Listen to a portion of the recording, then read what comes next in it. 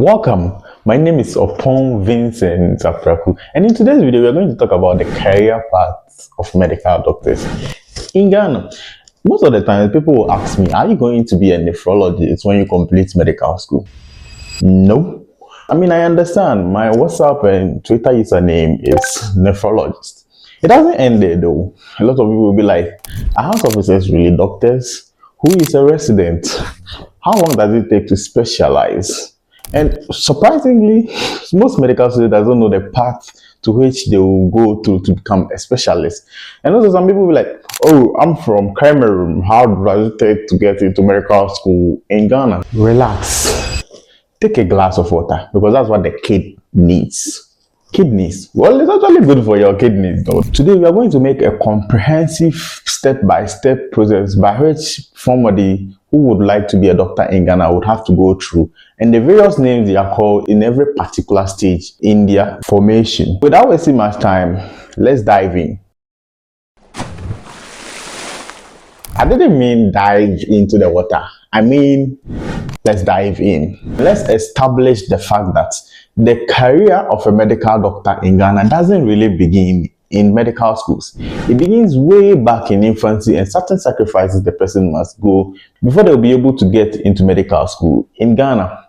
A typical example is some people are groomed and programmed in their mind that they're going to be medical doctors by their mom saying, "Maybe be a medical doctor now, or okay, me I'm a tefi, okay, medical doctor."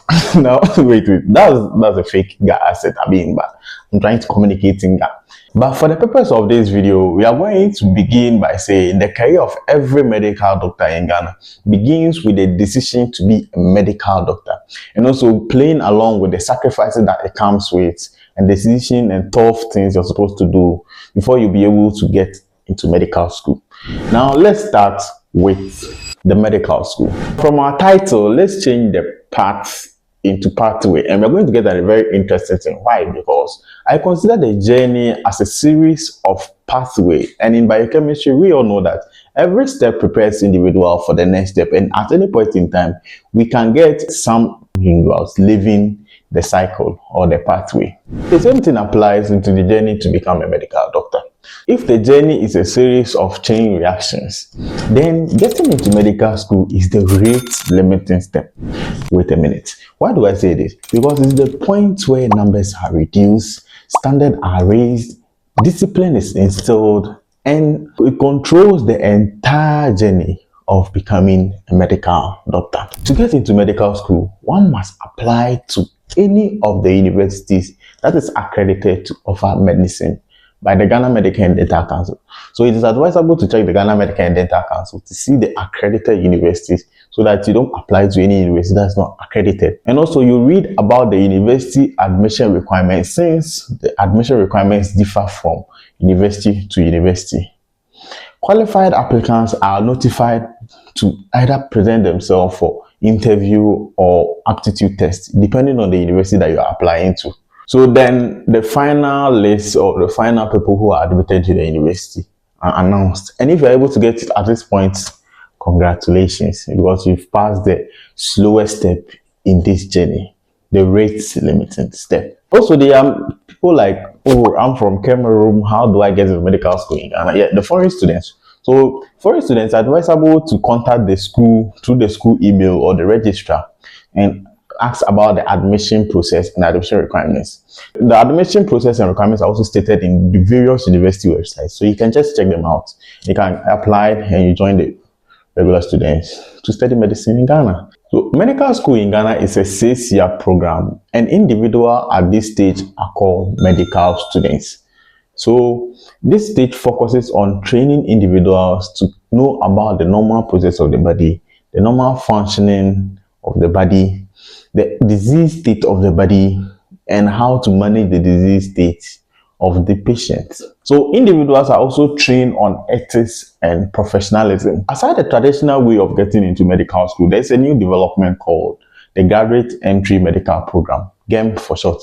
And this is where individuals who have relevant degree or diploma in health or health-related sciences and later would want to pursue medicine. So it's a 4.5-year program. Most of the universities are currently offering it. So you can just check the universities that are offering it. And so we'll talk about GEMP in a different video, but just so that individuals will join the ongoing medical student in, I think, level 300, and you take it from there. After completing medical school, individual becomes an MB/CHB degree holder who is qualified for housemanship. But before one can start housemanship, he or she must have been inducted into the profession to be a doctor. So this means that any individual who has been inducted by the Ghana Medical and Dental Council is a doctor. Moving forward, they are based on what they are doing may change. So being a house officer, a medical officer, a resident, or a specialist, they are all medical doctors, but their rank differs. And now there's a new development in the pipeline which says that all individuals must write a common licensure exams before induction. This used to be only the foreign trained doctors. Well, let's hope for the best. I mean, it is what it is. So the next step is the housemanship. After induction, individuals are given provisional license, which allow them to practice under supervision. So that's the idea of housemanship, practicing under supervision. It spans for 2 years, and individuals are called house officers. But a house officer in his first year is called a junior house officer, and house officer in his second year is called a senior house officer. Individuals rotate the 4 major medical disciplines, that is internal medicine and obs and gynae, pediatrics, and surgery. But there is a catch here, there's an exception. Individual can decide to rotate psychiatry in place of any of the medical rotations, that is the pediatrics and internal medicine. So you can use psychiatry in place of either internal medicine or pediatrics. And individual can also decide to rotate in anesthesia in place of any of the surgical rotation, that is the obs and gynae and surgery. After house job, individual now submit their logbooks and apply for a permanent license. It will take about 1 to 3 months for you to get your license after application, which allow them to become a medical officer. So a medical officer is someone who has been given a license and is allowed to practice without a direct supervision from anyone. And now you're allowed to practice in any facility, whether public or private. So while waiting for posting, people tend to do additional work in hospitals called locum, where they are getting extra money before they are being posted. And it takes about 6 months to 1 year for you to be posted after completing your housemanship. Also, they are ranked to this medical officer thing based on the number of years you've practiced as a medical officer. So one can be a senior medical officer, a principal medical officer, and so on and so forth. After completing housemanship and maybe practicing for about 1 year as a medical officer, one can decide to specialize in a particular field. Like somebody says, I'm more interested in the bone, so I want to specialize as an orthopedic surgeon. But there are exceptions. These specialties, one can just apply right after completing housemanship. And also the top, I think top 4% or 1%, I don't know, that graduated in the medical school can just apply to start their specialties right after housemanship. Before one can start the housemanship, you must have write a relevant exams called the primaries pertaining to the field that you want to specialize. For example, if I want to specialize in surgery, I have to write an exam that is relevant to the surgery specialty. So after writing the exams and one starts training, the individual has started the residency. So residency is the next step. And if residency is the point where individuals are trained to be a specialist, and individuals at this point are called residents. Depending on the field that you are specializing, the years or the number of years required to specialize may differ, but it averagely ranges from 3 to 6 years. And after completion of your residency and writing exams and you've passed, you become a specialist. So a specialist is someone who has an in-depth knowledge in just a particular field. After specializing, one can decide to still specialize in that field again. So they call sub-specialization. And like example, just as you use the orthopedic surgeon. So after specializing in the bones, now I want to now further specialize in only the vertebra. So I will now be called a spine surgeon. So let me use a typical example in internal medicine. So in internal medicine, one can decide to specialize in internal medicine. So you become a physician, and now you start specializing in any branch in internal medicine, like neurology or nephrology, any of the logy. Now you become a subspecialist. That's basically what subspecialist is. So some of the times individuals who are subspecializing are called senior residents.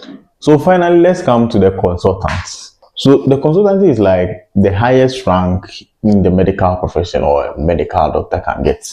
And it's like the odogu, like it's awarded, and it usually depends on the number of researches you've done, the impact that you've done to people in that particular field. So people do a lot of publications for you to be able to get into the consultant level.